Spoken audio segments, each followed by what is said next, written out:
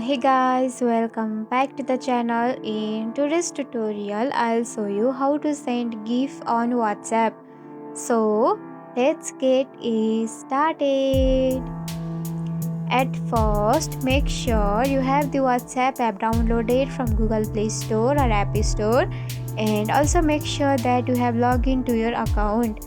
So let's open it. And this is the inbox of your WhatsApp account, and to send a GIF you should have to tap on the person's account whom you want to send that. So I'm tapping on my first chat like this. Now you should have to tap on stickers icon which is available on the lower corner of left side, so tap on it. Then simply you will see the option of GIF and wait for a second until it shows. Now tap on here, then wait until it sends successfully. Now see, it has been sent successfully on WhatsApp.